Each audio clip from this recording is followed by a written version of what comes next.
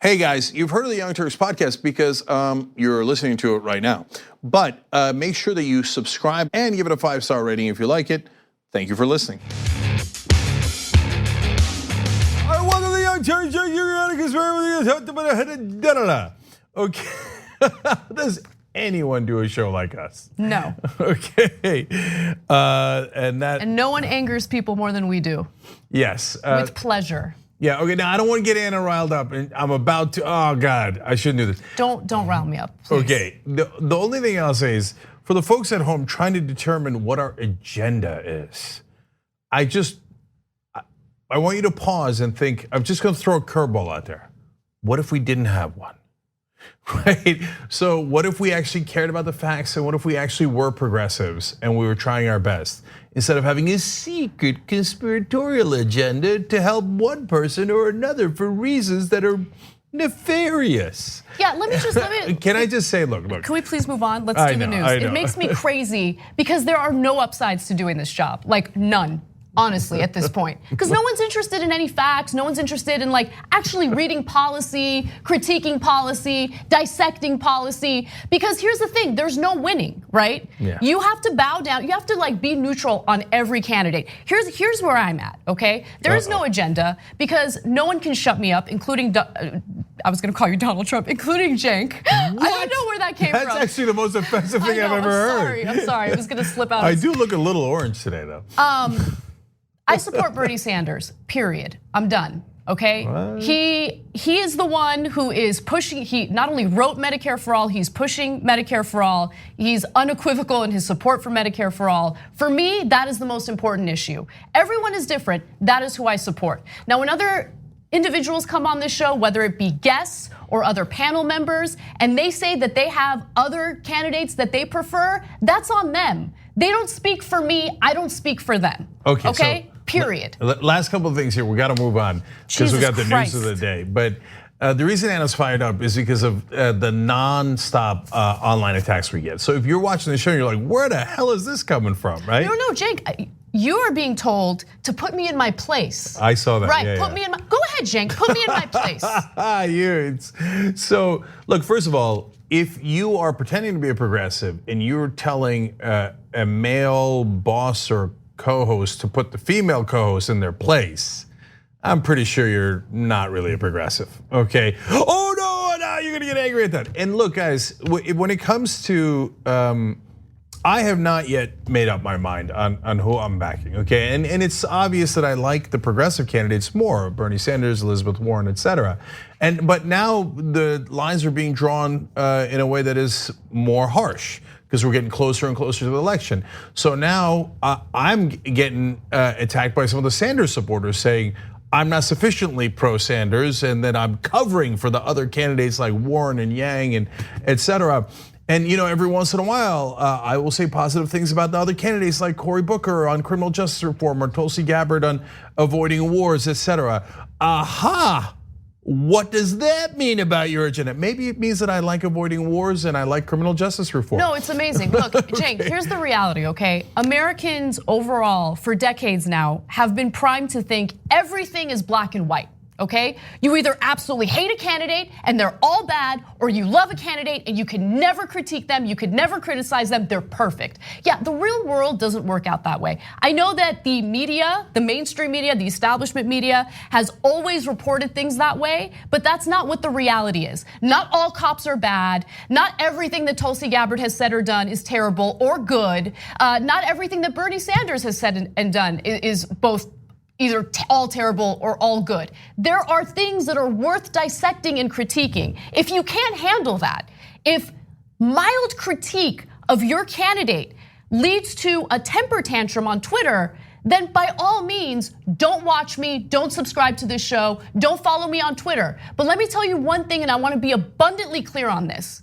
You tweeting to me to tell me that you're gonna no longer be a member or no longer support this show or no longer do this unless I say exactly what you want me to say about your preferred candidate never works. It's never gonna work. I don't care. I'm gonna do my job appropriately because I care about that more than anything else. Yeah. And if you want to know my agenda and where my political views lie when it comes to this election, I support Bernie Sanders. I'm gonna be clear on that, period. Okay, so now that we went from knee deep to neck deep in this, then I'm gonna finish it. I told you not to do it. Okay, I'm gonna finish it. Look, guys. So if you think you could if you're an audience member and you think you can critique us, you're absolutely right. If you think that you might influence us over the long term on issues that we're not seeing right, you're right. We actually do pay attention to that. You can see we're paying attention to what folks are saying online. We're not the mainstream media. We're not like, oh, please, I do declare. We're going to preach from the mountaintop and we're done with you, right? No, I'd like to think that we're incredibly open-minded and have shown that throughout the 17 years that we're on air, and that's why we have the credibility that we do. On the other hand, if you think you're gonna move us because we don't support your dear leader, you got another thought coming to you. So we've been through this many times, whether it's opposing Republicans like George W. Bush, and everybody's like, hey, Young Turks, you're absolutely nuts for opposing the Iraq war. It's gonna be easy, and you're the only ones on air opposing the Iraq war. You must be nuts. To all the way to Democratic leaders. How could you possibly criticize Nancy Pelosi? You're a barbarian and a Visigoth. How did you turn down Obama? Of course we should kill American citizens in signature drone strikes without due process. Of course we should drill in the Gulf. We've been through this a million times, and yes, we have lost members. When I critiqued Obama from the left, we have lost members in different times where we stood our ground. Now, half the people saying they're unsubscribing, etc., are liars and or never subscribers to begin with. It's a classic trick that people do online. Half of them are real. And so that's okay, we'll take that. So Anna did a critique of Andrew Yang on No Filter, her show on the TYT network. And there are different people in the TYT network with different opinions on different candidates. And if you're gonna tell me to rein in anyone, you got another thought coming to you. I'm not gonna rein in Kyle Kulinski. He's got his own opinions and has variations from me and Anna and everyone else. I'm not gonna rein in Anna. You, first of all, good luck to you. Okay, that's not gonna happen under any circumstance. And think about what you're saying. What does that even mean, rein in, right? So, control me. That's what they're saying. Yeah. So now, look, we give outsiders a shot more than any program on the planet. So guess who's the first national show to have Andrew Yang on their program? Us. Have you ever seen me interact with Andrew? The reason that he says all those wonderful things about us is because we're fair to him and we gave him a shot. I've told you that I don't agree with some of his policy positions. He's against the minimum wage, for example. It's a fair, honest, interesting intellectual disagreement, right? But I do agree with a lot of what he says. And the mainstream media often just shuts down at any new idea, and especially from an outsider, they hate it. So by definition, like, you remember what happened in the last debate? He mentioned democracy dollars, which is an excellent idea, one of the best ideas of this campaign. And I was in the media spin room, and you could literally audibly laugh. They laughed out loud, like, democracy dollars. Oh, that would actually empower American people. Oh, Andrew Yang, what a funny outsider, right? No, we're definitively not in that camp. At the same time, if you think we can't criticize the guy you like, you're nuts. Yeah. I mean, that's just not gonna work. See, here, I'll give you an example. So we supported Bernie Sanders in 2016. Here, Anna just said she's supporting him this time around. But if you watch my last interview with Bernie Sanders, I challenged him on, do you have a plan on campaign finance reform? Getting money out of politics, the most important issue. Watch that interview. Look, parts of that interview are, Bernie does what he does. He fights for progressive values, fights against the mainstream media and corporate Democrats, etc. And I love it. But his plan on that is, okay, not great, and that's why I challenged him on it. And that doesn't mean you're smearing him. It doesn't mean that you dislike him. I mean, you know what it means? It is a valid critique, and that means, look, the crazy thing about the latest like Yang thing, which I honestly didn't expect, maybe I should have known better, is I'm supportive of universal basic income. I have problems with the way he would fund it, and I have questions. Also, the way that I mentioned something in my video wasn't as clear as it should have been. So there has been some constructive feedback, right? So the universal basic income or the freedom dividend, is that what he calls it? Yeah, freedom dividend would not stack with some social safety net programs. Now, his website indicates that if you are a legally disabled person, you could currently collect Social Security and disability insurance, right? Under his plan, you could either do Social Security and the freedom dividend, Social Security and disability insurance, or you can do Social Security and disability insurance, but you can't stack the freedom dividend on top of that. Now, that is a confusing thing. My language wasn't abundantly clear on that, so that is what his policy is. But at the end of the day, the way he would fund it is through a regressive tax. It's the VAT tax. And he keeps saying that it's funded like that in Europe, so what's the big deal? But in Europe, they have a robust social safety net that helps them when it comes to healthcare, when it comes to a number of things. Right. And anyway, look, I don't want to get back into every specific issue where people have disagreements, etc. But I love how enthusiastic the Yang Gang is, and I like that they fight back against the insiders and the elites, etc. But you have to, but guys. If you say we must agree with every one of Andrew's proposals, no deal. And sad day for you. You want to cry about that? Go cry, okay? But I'm not going to tell our hosts, no, the Yang Gang yelled at us, or the mainstream media yelled at us. They've been yelling at us for 17 straight years, and we did not bend to their will either, okay? Oh, Nancy Pelosi yelled at us. I mean, all of this stuff has happened, right? So, look. I love that you're part of the process. And same goes for, to the Tulsi fans also got mad because even though, for example, I agree with probably about 90% of her proposals, they're like, how dare you disagree on 10%? You are a heathen and we will come for you. Okay, all right, then come for me, brother. We're right here. So we're gonna tell you the truth no matter what. And yes, by the way, now the folks that are our closest allies saying, Cenk, you must denounce Elizabeth Warren because she doesn't meet my standards. Okay, agree to disagree. And so I'm gonna keep an open mind. We're gonna do this show. We're gonna tell you what is real and what the facts are. And if you say no, I want you to only support my candidate and 100% of the policies of my candidate, sad day for you. There's plenty of propaganda out there, and you go and get into that vat of propaganda, whether it's mainstream one or now new bubbles of outsider ones, and go, oh God, this feels so comfortable. Everyone here is from the same group. Oh, and they never challenge even 1% of the policies of my leader. Oh, this feels so good and comfy. You got that. Don't worry, brother. There's plenty of that online for you. Here, we're trying to do the news, okay? So if you like that, tyt.com/join, become a member, real independent media, strong, progressive, and we're not gonna back down. If you don't like it, it's a big World Wide Web out there. Go forward. All right, so let's talk about Saudi Arabia. Donald Trump has announced via Twitter, of course, that he plans to implement additional sanctions against Iran. Now, this is a good sign because it appears that he's focusing on sanctions as opposed to military action against Iran following accusations that it allegedly bombed an oil facility in Saudi Arabia.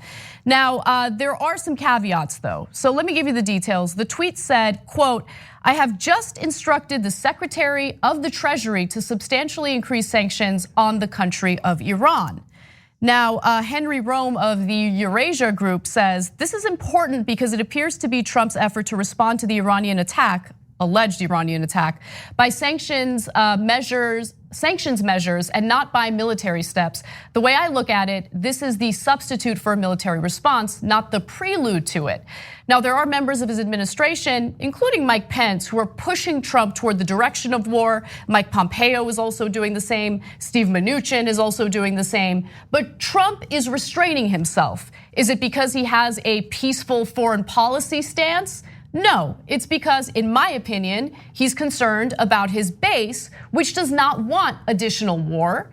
And this is why I think it's important to make sure that we get him elected out of office, because he's thinking about his re-election campaign. He's thinking about making sure his base is happy with him. If you do elect him and he doesn't have to worry about re-election, well then, is he gonna be as restrained when it comes to war with Iran? I would argue no. Man, we have dodged so many bullets on Iran, but when you get to that point, that's when actually you start getting more nervous, because how many times can we avoid this war. With Bush and Cheney, they pushed and pushed and pushed, especially Cheney and guys like John Bolton, who were in that administration or back that administration at different times throughout the 8 years. And now then Bolton came back and then Bolton left and then Trump wanted to prove that he was tougher and dumber than Bolton, so he threatened war with Iran. This is now the umpteenth time that he's threatened war. Now, there's one possibility he gets reelected, which is unlikely, but it could happen.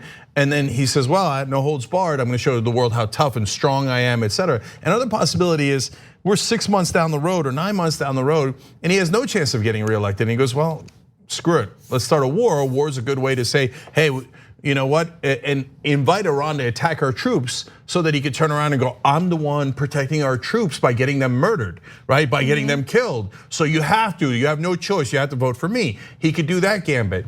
So every day, even though this is actually a very good development, because there's almost no sanctions left. We sanctioned the living hell out of them, right? We already went after energy, in other words, oil.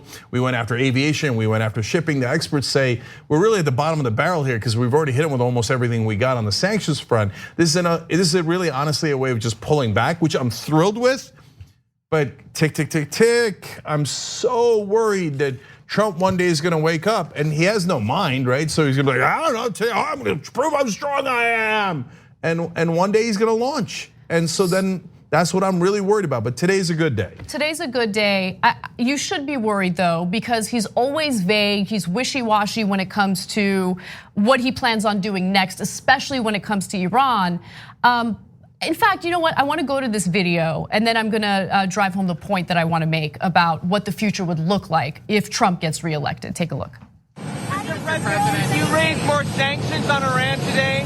You announced more sanctions on Iran. I did. We'll be adding some very significant sanctions onto Iran. And what will they include, sir? We'll be announcing it over the next 48 hours. And you said that there will be a further announcement on Iran. Are you looking at a military strike? We'll see what happens. Mr. Pompeo, that the attacks in Saudi were an act of war? And if so, what's the response on the US end? He just came out with a statement. He spoke to me a little while ago, and we'll have an announcement. Well, there are many options, as you know, Phil. There are many options, and there's the ultimate option, and there are options a lot less than that. And we'll see. We're in a very powerful position. Right now, we're in a very, very powerful position. You say the ultimate option? Are you talking No, I'm saying the ultimate option, meaning go in war. No, I'm not talking about that ultimate option. No. We are not in a powerful position. We were in a much better position when we were going along with the Iran nuclear deal, but now we're in a little bit of a mess and Trump knows it. Now, I show you that video to make a point because he doesn't like to appear weak. And there are hard right-wingers who are making him out to be weak in his response to Iran. Now, with that said, look, Trump has no sound foreign policy strategy. He's never consistent about anything, but there is one thing he is consistent on, and it's helping himself. The only reason why he is showing any restraint is because more war is not popular with his base. He wants to get reelected. We have to prevent that from happening because if he is reelected, I don't think he's gonna show any restraint. Yeah, so two more things on this. Mike Pence also weighed in and he said, now new twist on this at the Heritage Foundation. He said, quote, it looks like Iran was responsible for the attacks. Well, then maybe your administration shouldn't have come out and said, it was Iran, if you don't even know. And now all of a sudden you backpedal to, it looks like it could be Iran. Okay, that is not comforting for you going out there and blustering and saying to the whole world and having, by the way, the media repeat to the whole world that it was Iran. And he even clarified that the US intelligence community was working to confirm the details. So in other words, no, you don't know it all. You made it up, Trump made it up in a tweet, and this is how they govern by the seat of their pants and they have no idea what they're doing. The reason Trump always talks about like, oh, we're very powerful. I have a very large button. It is larger than Kim Jong-un's. The guy's the most insecure man on the planet. It's the obvious. Keeps talking about, oh, I'm very strong. I'm stronger than Bolton. I'm stronger than other people realize. That's because he is insecure and he feels weak. Last part of it was at least the backpedal today. Again, emphasizing the good news here is he said we have to sit down with the Saudis and work something out. That's not a great way of framing it, but at least he's walking it back from, I'll do whatever the Saudis tell me to do. And then he said, quote, that was an attack on Saudi Arabia. That wasn't an attack on us. Oh, okay, finally, thank God, right? So he finally realized that the United States of America doesn't work for the dictator of Saudi Arabia, Mohammed bin Salman. So the fact that he walked that back is also good news. Tune in tomorrow for what we get, because it's a box of chocolates or a box of something else. And you never know what you're gonna get with Donald Trump. We're gonna take a quick break. There's one other angle to the story that we're gonna talk about. And then later in the show, we're gonna discuss an awesome proposal by Bernie Sanders when it comes to affordable housing. And we're also gonna talk about the election in Israel. And there's one part of the Bernie proposal that I'm not sure I agree with. Oh no, get their tax ready. We need to talk about a relatively new show called the Republic, or UNFTR. As a Young Turks fan, you already know that the government, the media, and corporations are constantly peddling lies that serve the interests of the rich and powerful. But now there's a podcast dedicated to unraveling those lies, debunking the conventional wisdom. In each episode of the Republic, or UNFTR, the host delves into a different historical episode or topic that's generally misunderstood or purposely obfuscated by the so-called powers that be, featuring in-depth research, razor-sharp commentary, and just the right amount of vulgarity. The UNFTR podcast takes a sledgehammer to what you thought you knew about some of the nation's most sacred historical cows. But don't just take my word for it. The New York Times described UNFTR as consistently compelling and educational, aiming to challenge conventional wisdom and upend the historical narratives that were taught in school. For as the great philosopher Yoda once put it, you must unlearn what you have learned. And that's true whether you're in Jedi training or you're uprooting and exposing all the propaganda and disinformation you've been fed over the course of your lifetime. So search for UNFTR in your podcast app today and get ready to get informed, angered, and entertained all at the same time.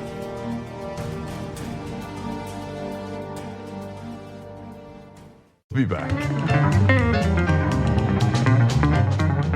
All right, back on Young Turks. Lots of comments here about the show, and thank you guys. Susie says, this is why I joined TYT, bravo, thank you. And this is from our member section.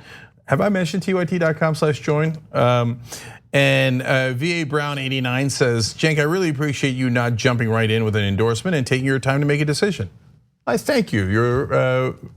I don't often hear that, so it's a pleasure to hear it. Thank you guys. Shane says, TYT, please keep doing what you're doing. I love your truth and your opinions, and it's up to us to make our own conclusions. Exactly right, Shane. Thank you. By the way, another way to sign up for membership is tyt.com/Anna. Okay, that also gets you to membership, and then we know it's partly that because you enjoy Anna's commentary, and that would be great. And if you just want to help the show, tyt.com/yes. That's another great way to help. And all right, let's keep going. Kara Curley on Twitter says, Anna, I believe you. I listen and agree. You're absolutely doing your best without an agenda. You're the best person in news. Thank you. So it's very nice, Kara. Thank you. And I'll do, oh God, there's so many wonderful ones. You guys are so nice. Thank you. George says, Cenk and Anna, I don't agree with everything you or members of the network say, but I appreciate the nuanced analysis and speaking your minds. Proudly a member and not afraid of criticism, my preferred candidate. And by the way, I'm a Tulsi supporter. Okay, I appreciate you. I really do. George, that's wonderful. Yeah. Man. Thank you. Last one. There's so many great ones. Thank you guys, all of you. Dominic Franco says, I'm a diehard Bernie supporter from Vermont, and I've never thought about attacking the Young Turks for not being pro-Bernie enough. That's absolutely ridiculous. Take it from this online Bernie supporter, and we aren't all ridiculous. Thank you guys for doing unbiased news. Of course not. Look, and so last thing I'll say on that is, guys, most of the supporters for Andrew Yang, Bernie Sanders, Elizabeth Warren, Tulsi Gabbard, you go down the list, Bill de Blasio, etc. There isn't much of a de Blasio gang online, to be fair, but so are good, solid progressives, and primaries sometimes get messy, and emotions run high as you get closer to the election. Somewhat normal, but like saying unity about positions we don't agree with is absurd. But at the end of the day, when there's one candidate, whoever it might be, that's a progressive, whoever's left standing on the progressive side, I'm hoping that we can get back together if we agree on 80 to 90% of stuff, real agreement, and acknowledging that we'll never agree 100% of the time, right? And I think that on the progressive side, we can have real unity. So let's try to bring it down for a second as we go forward here. And by the way, just real quick plug for Friday's show. In the third hour of Friday's show, normally we just have the post game for members, but I have two great candidates running against Steny Hoyer who are both progressive, and I interviewed both of them at the same time, or not at the same time, but back to back, so to give you guys options. And so it's just an interesting case of, we progressives want to, honestly take down Steny Hoyer, who's a corporate Democrat, the king of the corporate Democrats in a lot of ways. And so you have Brianna Urbina and Michaela Wilkes. They're both great. So some tensions are going to run a little high while they're running against each other. But then we got to unite against Steny Hoyer. So and at the end of the day, obviously unite against Trump and the Republicans as well. So let's try to find the right balance here. All right, let's keep going. Senator Lindsey Graham tapped into his warmonger characteristics by essentially calling Donald Trump weak for calling off an airstrike against Iran after they shot down a US drone. In a tweet, he wrote, the measured response by President Donald Trump regarding the shooting down of an American drone was clearly seen by the Iranian regime as a sign of weakness.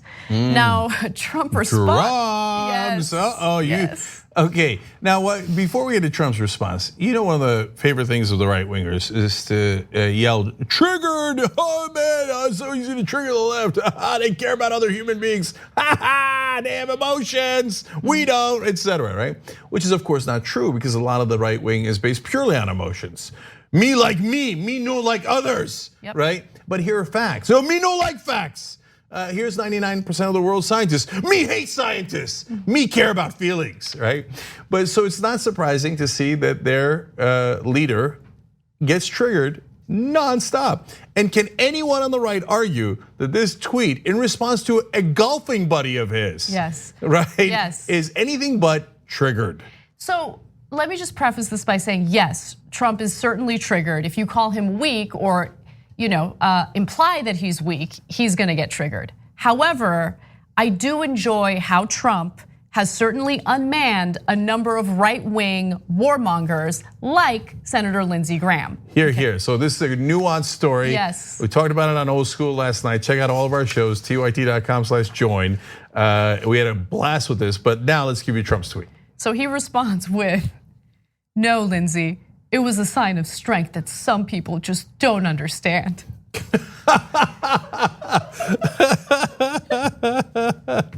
Okay, so there's a lot of different ways of reading that tweet. I like the smooth jazz way that Anna read it. Because honestly, he doesn't speak with like this aggressive voice. He actually has like a very soft, like, no, Lindsey, it was a sign of strength that some people just don't understand. Like he talks like that all the time. That's true. No way. He does. He has this weird way of talking where he says, I'm really strong. Yes. They love me in Norway. Norway. Okay, but I read it as, no, Lindsey, it was a sign of strength that some people just don't understand. Now, that was the tweet form of his reply. There's also a video form of his reply that I want to go to next. Let's take a look. Graham said that the failure to strike Iran this summer was a sign of taken by Iran as a sign of weakness. No, I actually think it's a sign of strength. We have the strongest military in the world now, and I think it's a great sign of strength. It's very easy to attack. But if you ask Lindsey, ask him how did going into the Middle East, how did that work out? And how did going into Iraq work out? So he's right. I mean, I think he's absolutely right in mentioning and citing those wars and how they've been a complete and utter failure. I like how he said we have a strong military now. So is he implying that the military was weak before? That we had a lame military? Are you insulting our troops, Donald Trump? Okay, but look, so on the policy we're super clear. Don't attack Iran, And in this case, Donald Trump is wrong half the time, right half the time. Bottom line is he hasn't attacked Iran. Great, okay? Lindsey Graham is always wrong on war.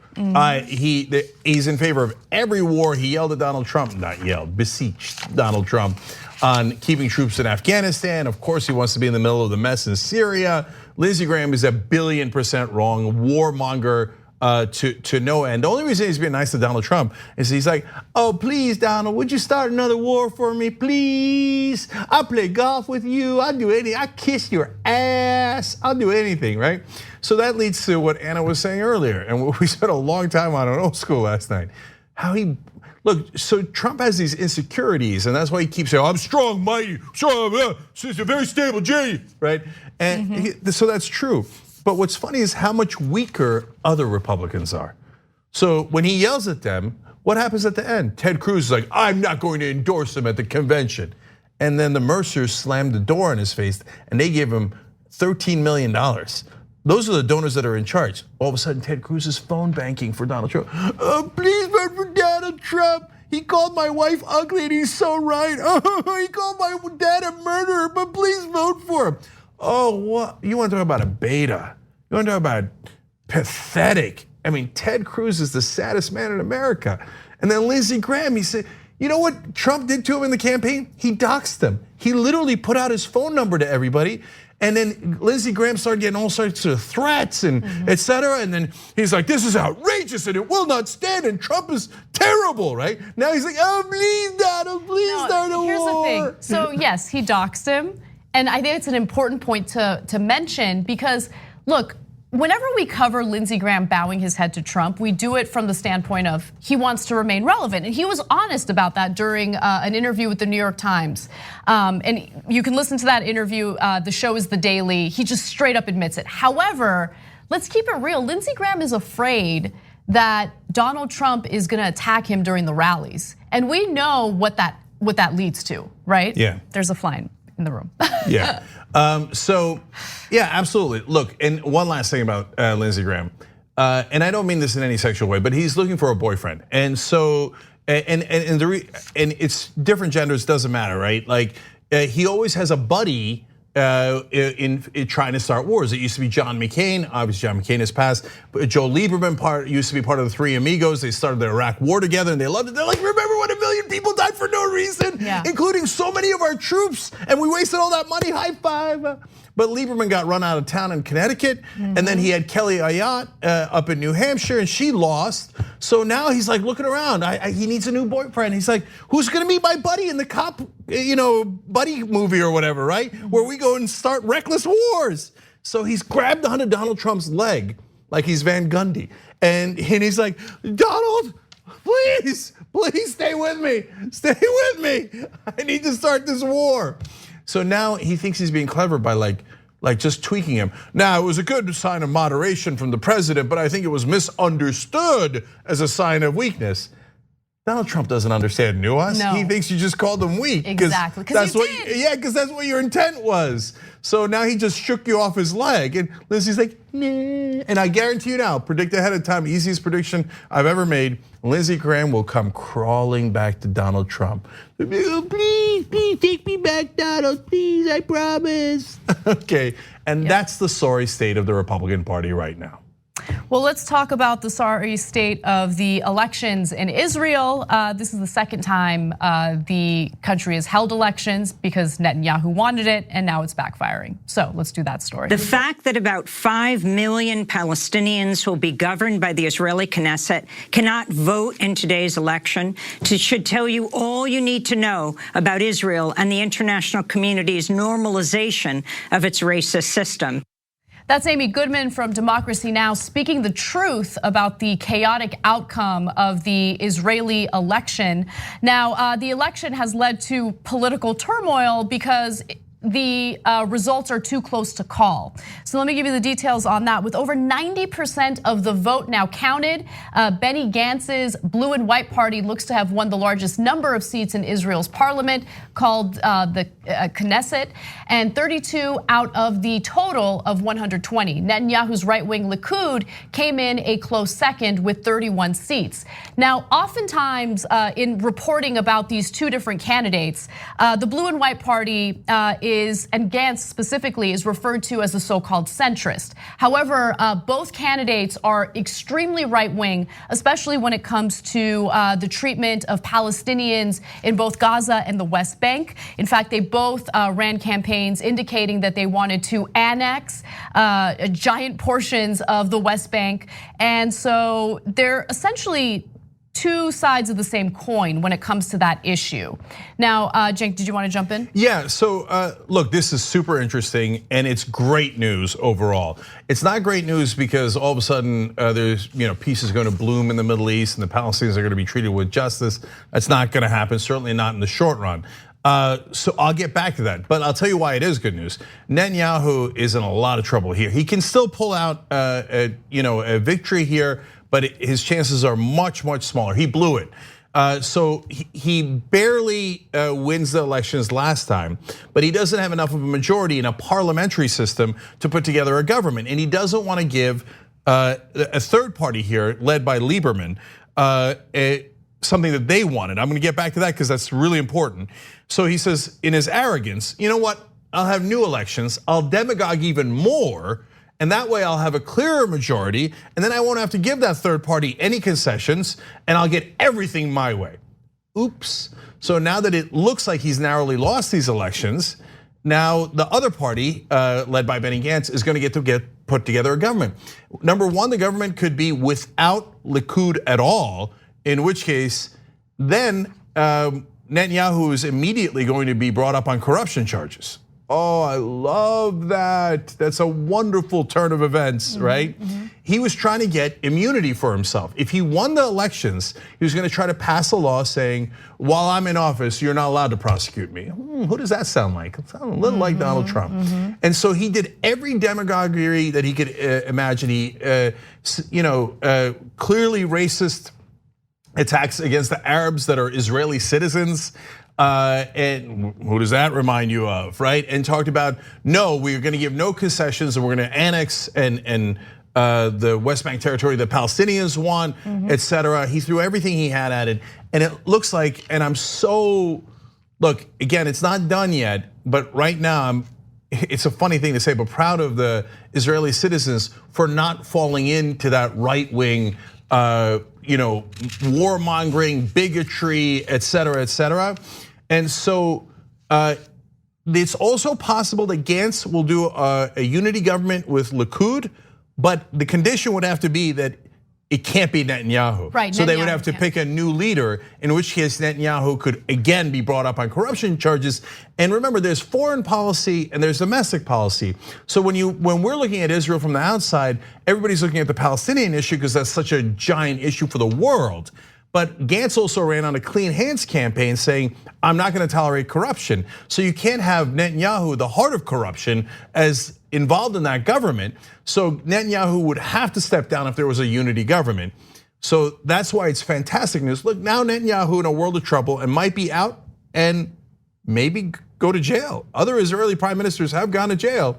And look, that's one of the good things about the Israeli government is that they hold themselves accountable. And and they are much harsher against corruption than the United States is.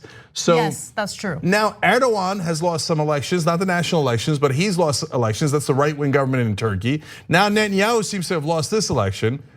Trump is up next. Dare I say that there's a little bit of hope in the world. You're so optimistic. Look, and you're focusing on a positive part of this story, which is the possibility of Netanyahu finally facing the consequences for his corruption. But the pessimistic characteristic that I contain really focuses on what this means for Palestinians, because it doesn't look good. Now, I want to go back to Amy Goodman because she explains why perfectly in this next video. Both Netanyahu and Gantz had run on platforms vowing to take harsh measures targeting Palestinians. Netanyahu promised to annex nearly a third of the occupied West Bank if he won, in violation of international law. Earlier this year, Gantz bragged in a campaign ad he'd bombed Gaza back to the Stone Ages, and he vowed to, quote, pound Gaza again. As chief of staff of the Israel Defense Forces, Gantz oversaw Israel's assaults on Gaza in 2012 and 2014.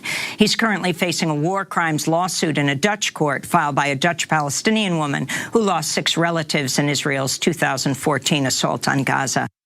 So these two candidates who are incredibly cruel to Palestinians in both the West Bank and Gaza received the majority of votes. But there is a little bit of I don't know if you want to, it's not a silver lining, but the third party that won was actually the Arab Majority's Joint List. They came in a strong third in this election. Yeah, and I should be clear, I mentioned third party earlier. It's Lieberman's party actually came in fourth. The Arabs parties do not participate in the government historically. I don't know if they're going to reconsider now, and that's a fascinating, it would certainly be an unbelievable turn of events. I don't know enough about that portion of Israeli politics to comment too much on that. But I do know that Netanyahu's demagoguery did drive up Arab participation in the voting significantly, and so in a sense it backfired. But look, Gantz is the former military chief of Israel, so he's unfortunately very right wing on those issues. Lieberman is intensely right wing on those issues. So the fourth party in essence, right? Mm-hmm. And he's probably gonna get to decide who's gonna win here. So as excited as I am, Lieberman could still make a deal with Netanyahu. So it's not over yet. But Lieberman has an upside too. And for as harsh as he has been against Palestinians, he's deeply secular. And so he does not want to give too much power to the Orthodox vote, the fundamentalist vote in Israel, which is great news because I'm deeply secular, and I think any government that leads in a more secular direction and doesn't bow to the insane pressures put by any religious fundamentalists, that's definitely a silver lining in that context. And one of the things that resonate in Israel is, why do we all have to do military service, but the Orthodox Jews don't have to? They drive us into more wars and they refuse to participate. It's an absolute outrage, and he's absolutely right about that. So, look, I always hold out hope because I'm more of an optimist. And we need that. Yeah, but Gantz, being the former military chief and having committed potential war crimes in Gaza, has the credibility to make a peace deal if he wanted to. Has the credibility to make a deal with the Arab parties if he wanted to, and if the Arab parties wanted to. Mm-hmm. I don't know what contours that would take, and I love. It looks super side note here. Amy Goodman deserves a world of credit for always being a light in the darkness mm-hmm. and a voice of reason and covering this accurately. But overall, don't count your chickens before they hatch. Netanyahu could still pull something out, but it's a good day in the world if he's lost these elections. And at least, I hate that saying of, well, I'll take the devil I know rather than the devil I don't know. No, the devil I know is a devil. Right. Right. The person I don't know at least has the chance of being a decent leader and maybe begrudgingly doing the right thing, and at least has the upsides of being against corruption, et cetera, et cetera. So I'd take Gantz over Netanyahu any day of the week.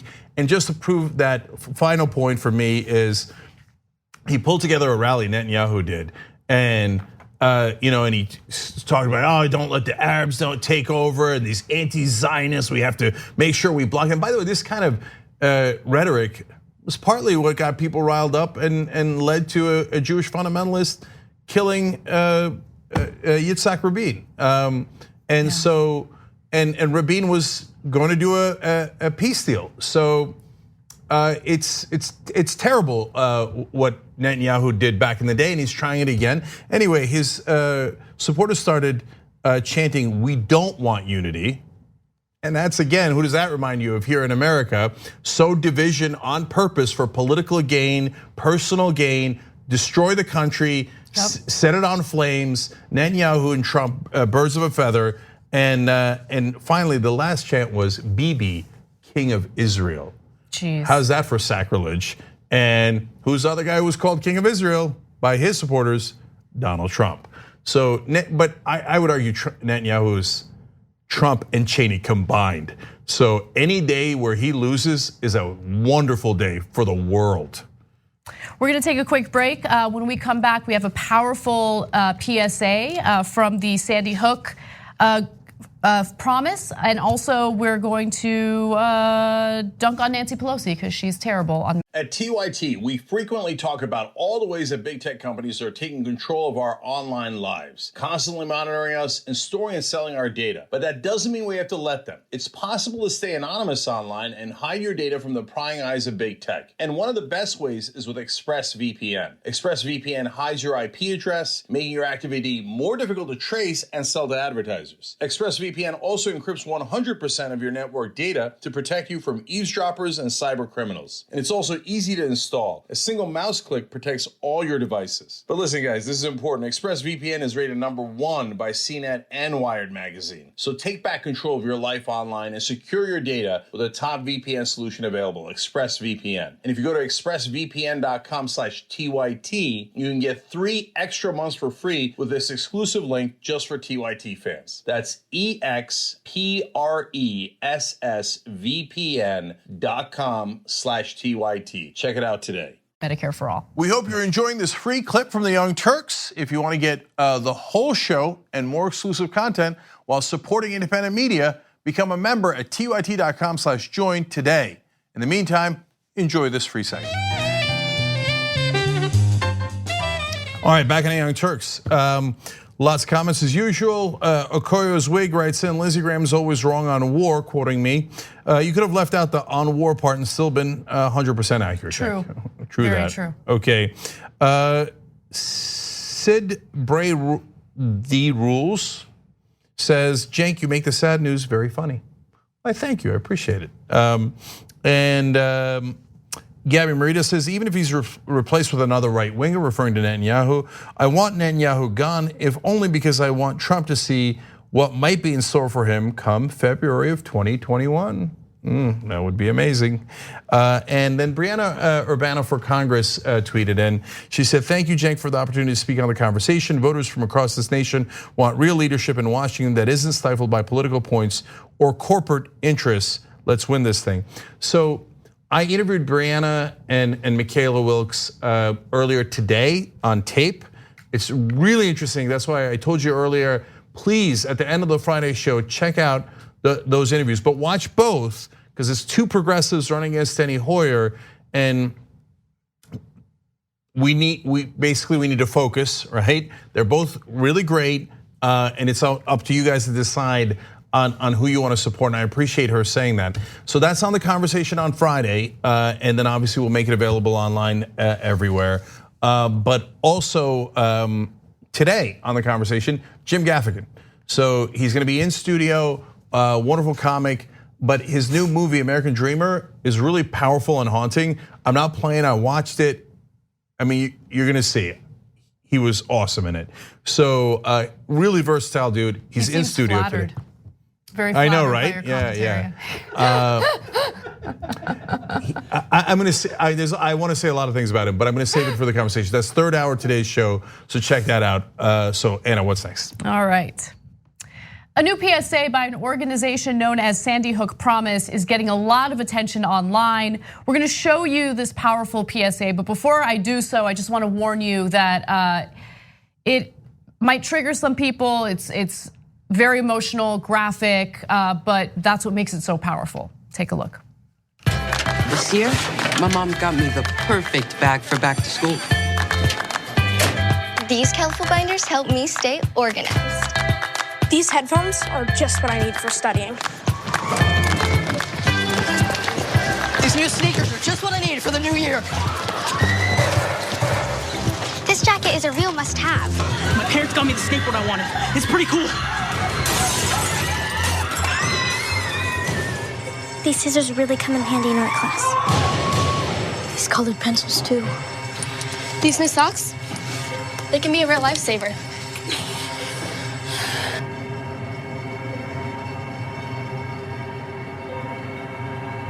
And I finally got my own phone to stay in touch with my mom.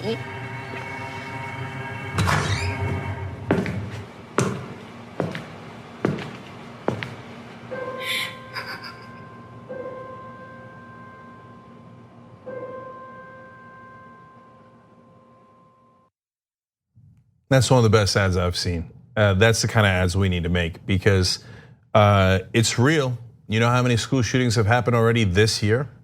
22. So 22 times just this year alone, and we're not anywhere near done with the year. School's back in session now. There'll be more. That scenario has actually happened. So we've lost our minds as a country. If that ad bothers you, the reality of what happens in our schools should bother you 1,000 times more.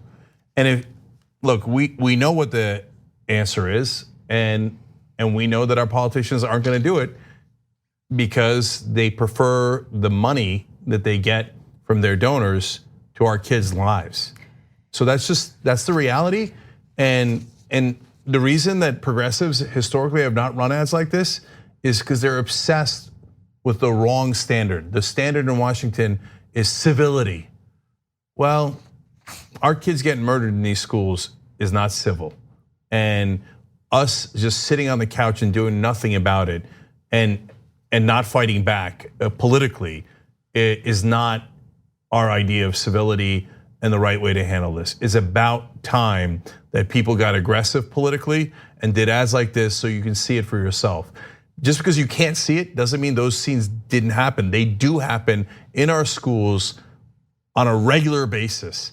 I just sent my kids back to school. We can't have this as a nation. And right now, guys like Mitch McConnell say, no vote. I don't, forget voting against it. I won't even allow a discussion or a vote on this issue. Exactly. And Nancy Pelosi gets a lot of flack for good reason. But the House did pass gun control legislation, common sense gun control legislation, which I don't even think goes far enough, but at least it's a start. That is being blocked by Mitch McConnell. And I wonder why, Senator Chuck Schumer is not getting any flack. Because if I were a senator, a Democratic senator, if I were Democratic leadership within the Senate, I would go out there and I would hold Mitch McConnell accountable every single day for blocking a vote on gun control legislation. See, because to them, being inside the club is more important than fighting back. So after every shooting, Chuck Schumer will say angry things, fake angry things, if you ask me. I can't believe the Republicans aren't doing anything. Vote for me and the people that I support, blah, blah, blah. Okay, so you say, all right, well, constructive critique. Okay, you could do a speech every day on the floor of the Senate that they don't hold a vote with pictures of the kids who have died in school shootings. Put up one picture after another. And if they say, hey, that's unbecoming, well, it's far more unbecoming that those kids actually died. And so that's why I love what Sandy Hook Promise is doing here. And it's led by the parents who had their kids murdered in Sandy Hook in Connecticut. And so if I was in their situation and people are like, oh, I think your ad is too harsh. Well, I'll take it under advisement, okay? And so, hey, look, support them in every way that you can. They've trained more than 7.5 million people in their Know the Signs program that trains youth and adults how to identify at-risk behavior and intervene. So it isn't just about gun control. It's also different things that you could do to prevent this kind of violence in your schools. But gun control is obviously a huge part of this. Yeah, it's the primary issue that needs to be focused on. I think that in addition to that, training people to identify risk factors is important, but the onus shouldn't only be placed on possible victims of mass shootings. We need to get our cowardly politicians to do something. That is what they were elected for, to actually represent the best interests of the American people. They are not doing that at all. The only thing they represent is their own political career and their own financial interests, and that's it. So I want to tell you one more thing that you could do. So we have a petition. It's to draw attention to this issue, but it has an important twist that other people don't do. So it's tyt.com/nevernra. And our point is, no politician should ever take money from the NRA that incentivizes them to support gun manufacturers which profit off of these deaths. It doesn't mean that you have to vote for gun control. It doesn't say you have to vote against people who don't believe in gun control. No, we're just saying if you're really opposed to gun control and you think, well, these deaths, they would have happened anyway with pencils and pens and whatever your ideology is, I'm not concerned about that. And if you live in a place where you think, hey, in order to win, I gotta be against gun control, that's a separate issue. But I gotta know you're at least being honest about it. You're not doing it just for the sake of bribery. So stop taking the bribes from the NRA. And then if you actually vote against gun control, I'll believe that that's your actual opinions, right? And that you're representing your constituents. But right now, no one believes that. We think every politician who takes money from the NRA is in effect being bribed by the NRA. And the result of those bribes is our kids dying. So it is the simplest request we could have, tyt.com/neveronri. So if there's any politician that ever takes, I don't care if it's a Republican or a Democrat or anyone else, you take money from the NRA and you should never get another vote in America. And I think that even gun owners should agree to that, because don't you want your politicians to be honest and represent you because they actually agree with you instead of the fact that the NRA bribed them? And if you're saying, wait, Cenk, is it fair to call it bribes? The Supreme Court said it's legal to bribe politicians if you call it campaign contributions. NRA gave $70 million in 2016 to politicians. Do you think they did that for their health?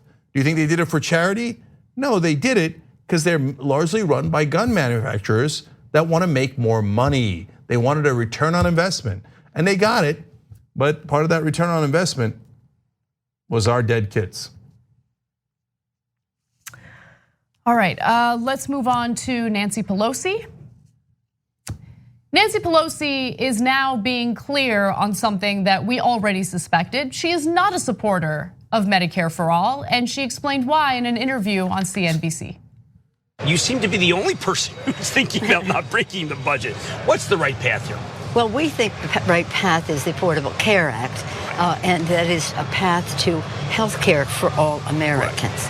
Right. I always say to people, when we win, we can put everything on the table and see what it means in terms of benefits for the consumer, cost to them, and cost to business, to corporate America, which is paying a lot of the price, right, as well as cost to the federal government and local government. So I believe that the path is to health care for all is a path that is following the lead of the Affordable Care Act. So we have one more video to get to, but I do want to comment on one statement that she made there. First of all, obviously I disagree about moving forward with the Affordable Care Act. The Affordable Care Act has many flaws, and even if you include a public option, that creates a two-tiered system in a country that is incredibly corrupt and has legalized bribery. So if you look at public education and what this country's wealthy did to public education by defunding it, and in some red states, literally taking money out of the public education system to fund vouchers for private education. We can't have a two-tiered system like that when it comes to healthcare. No negotiations, not interested. Also, Pelosi says we can, if we win, when we win, meaning Democrats, we can put everything on the table and see what the best plan is. No, you're not. No, you're not. She's not gonna put everything on the table. You think that she's gonna be open to a debate and a discussion about Medicare for all? She has nothing but complete and utter disdain for Medicare for all. Well, I love that she says, if we win. I got news for you, you already won. You control the House. So is your new rule, I have to control the House, the Senate, and the White House before I do anything?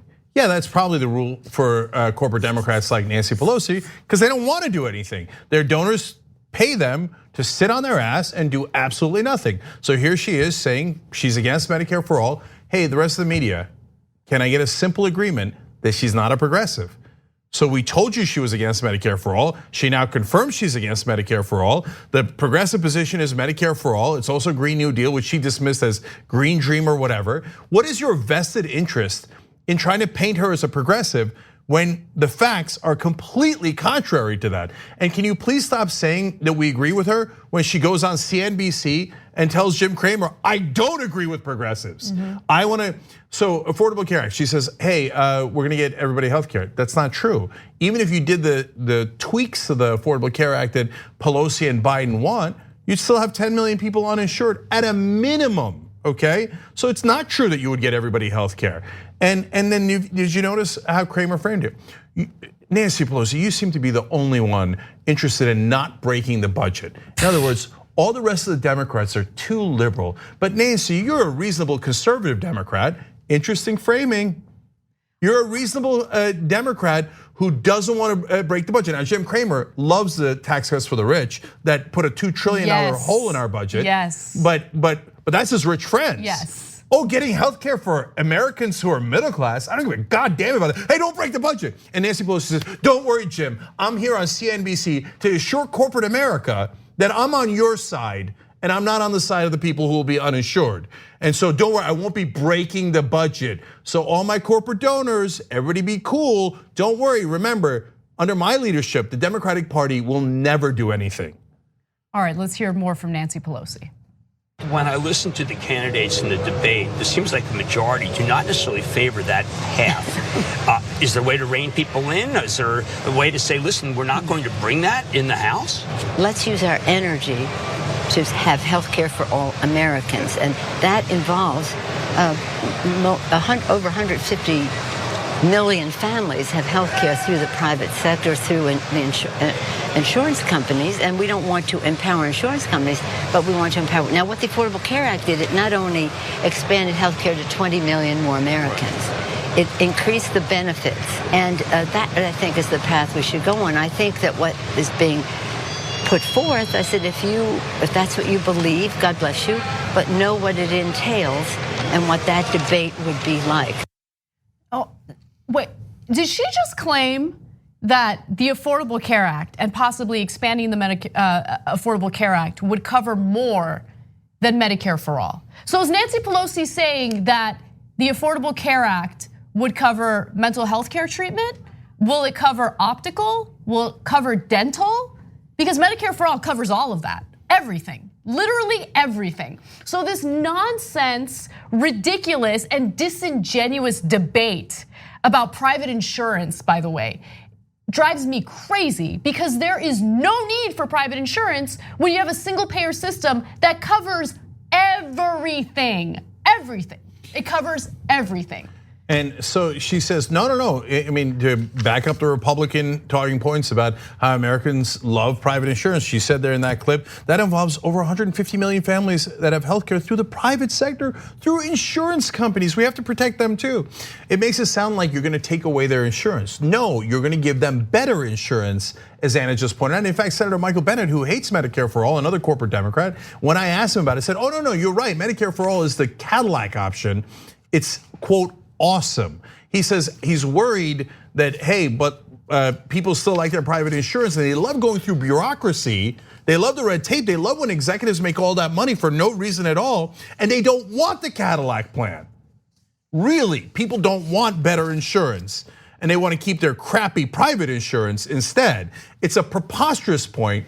So look, there again, Cramer said, hey, is there anything we could do about that? I hear in the debates, some people are outside of acceptable corporate thinking. Can't you, quote, rein them in? So, and Pelosi goes and assuages him. Says, hey, look. Don't worry, I'm not gonna do anything. Well, what happened to bringing, both ideas up for a debate? Yeah. Right, what happened to that? So, hey, I don't know if you know this, but Nancy Pelosi, you're Speaker of the House. You can debate it right now. You don't need Mitch McConnell's permission. You don't need Donald Trump's permission. You know what you could do? You could propose Medicare for all, or you could let others propose Medicare for all for a vote right now. Are you gonna have that debate? I'll tell you right now, the answer is no. It's a guarantee, write it down in stone. The only way that Nancy Pelosi will allow a vote on Medicare for all is if she absolutely positively is forced into it by the progressive base. And now other media reporters, come on guys. So we point out her donors, those insurance companies that she loves, that Michael Bennet loves, and all the corporate Democrats love. They get millions of dollars from them. Do you really think it's for charity? And do you think that the second time they gave it to Pelosi, that they didn't get a return on investment? She sent her top aide to the insurance companies to tell them, don't worry, we're not going to do Medicare for all. So these are stone cold facts. And yet, every reporter is like, no, Nancy Pelosi's a progressive. You must bow down to her. I was on WNYC in New York when I suggested Pelosi's not a progressive. They couldn't believe it. They couldn't believe it. They're like, oh, they were scandalized. Scandalized. Listen to her. Listen to her. So, and it doesn't matter what I think or what they think. The bottom line is actions. If she's a progressive, wouldn't she at least let the advocates of Medicare for all have a vote? Well, she's not going to, because not only is she not a progressive, she works for her donors, and she promised them she would block that vote, and that's exactly what she's doing now, and that's what she'll try to do for the rest of her term, this particular term of Congress. Yeah. And only if, but by the way, even if Bernie Sanders or Elizabeth Warren wins and says we want to vote on Medicare for all, are you sure Pelosi's going to give it to him? I'm not at all sure. I think she's going to pick her donors over a Democratic president, and I don't even think it's going to be close. But you know what? Let's not be too hard on her, because she does have political signs supporting universal health care from back in the early 1990s. Yeah, she said in an interview that she has a poster in her basement for single payer, where she, I think, buried single payer. Yeah. And so she made it, maybe that was a tombstone for it. So not interested in corporate Democrats who don't even want to have a debate about it and go on CNBC to assure corporate America, don't worry, we're your sellouts. We will not allow this to happen under any circumstance. We're gonna take a quick break. When we come back, we're gonna give you the details to Bernie Sanders' affordable housing plan. Thanks for listening to the full episode of the Young Turks. Support our work, listen ad-free, access members-only bonus content, and more by subscribing to Apple Podcasts at apple.co/TYT. I'm your host, Cenk Uygur, and I'll see you soon.